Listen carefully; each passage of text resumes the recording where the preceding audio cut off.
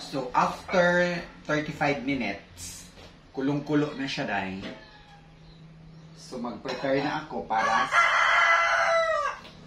diba, ang ganda ng huni ng manok. Para iinumin ko na siya dahil. Mainit.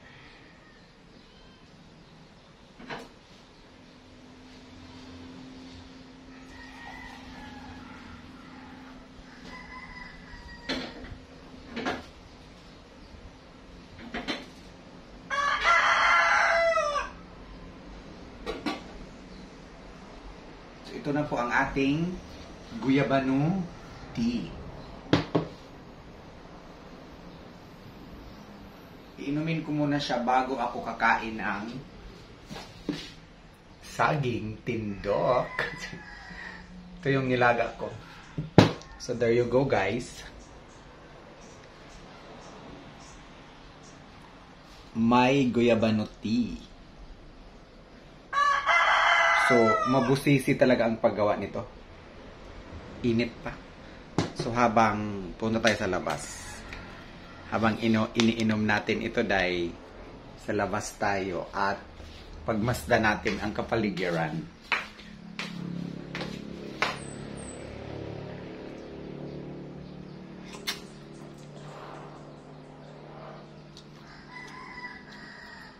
Yung lasa niya, tubig pa rin. Hindi siya mapait, or mapakla, or matamis, or ano. Basta, tubig pa rin yung lasa niya. Kaso lang, meron siyang amoy na parang langto. Ano ba yung sa Tagalog yung langto? Basta sa Bisaya, meron siyang langto na amoy. Carry lang naman yung amoy niya. Hindi naman na amoy talaga. Dahil.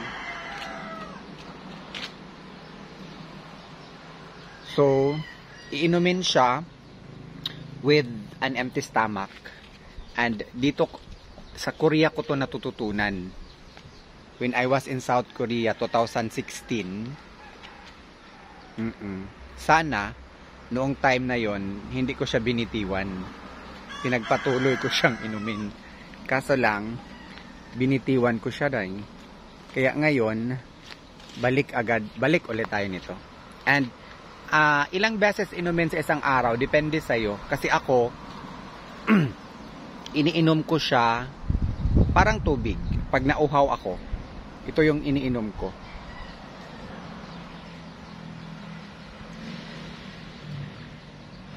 Pag nauhaw ako dahil, this is my drinking session. Ito na yung iniinom ko. Kasi I always believe that this is my healthy guyabano tea. At madali lang siyang i-prepare. Kasi hindi siya madaling i-prepare ha. Dito kasi sa amin, ang dami kasing guyabano. So, madali lang akong makisuyo lang ako na magpapitas ng guyabano leaves. So, may nagtatanong if ano daw ang mas maganda, ang dry, specifically air dry or yung fresh. Hindi ko nasubukan yung fresh. Oo, kasi ang turo sa akin ng mga Koreano ay dapat air dry. Oo, so air dry. Air dry na yung ginagamit ko. So yun. At habang tayo ay namamasyal sa aming kapaligiran, kung saan this is my maliit na house. Diba?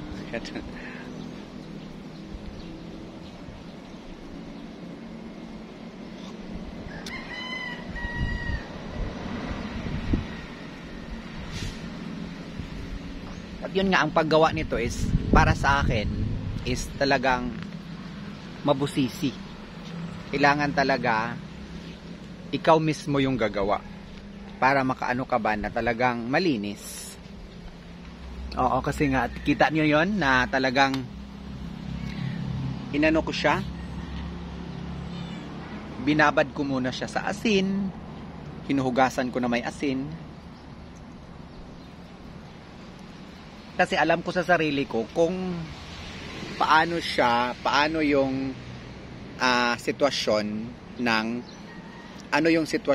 ng dahon bago natuyo. Maraming mga foreign objects na kailangan mo talagang linisin.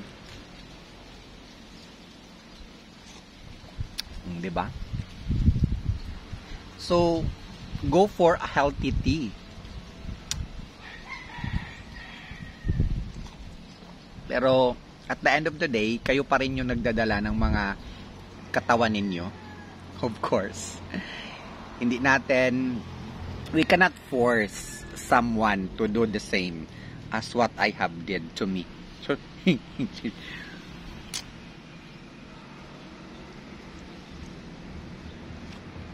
at nakadepende sa atin kung paano natin panatiliing healthy yung ating katawan.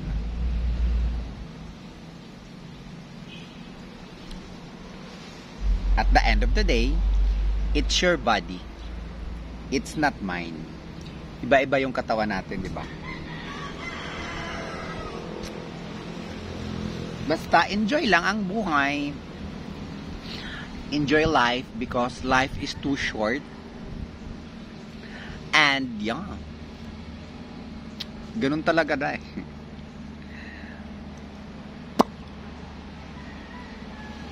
So, habang nakaupo ako dito, yan yung nasa harap ko, yung dagat. Dagat yan. And yung sa background ko dahil, ang aming bahay.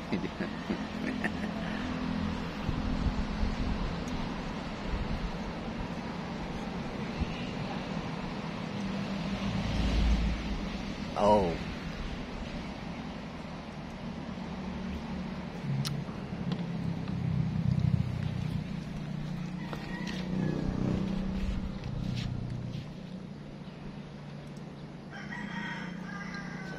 Dito sa aming paligid, ito yung makikita natin. Maraming ano dito.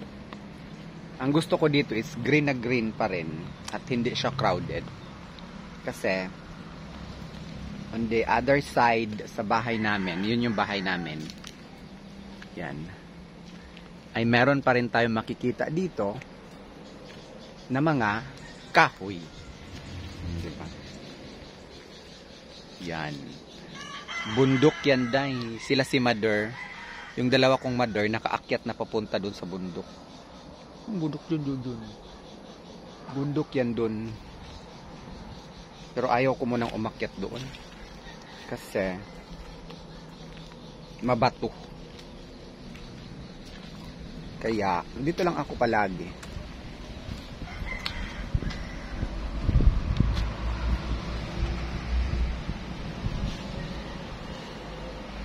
Diyan ako naupo.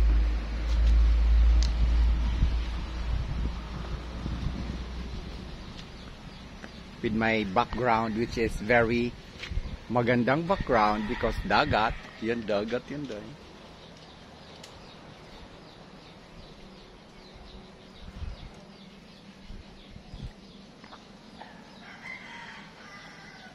Okay. So yun po. Yun lang ang ma-share ko sa inyo about sa aking guyabanot tea. So, yan lang muna for now. And enjoy the rest of the day. And have a blessed day, everyone.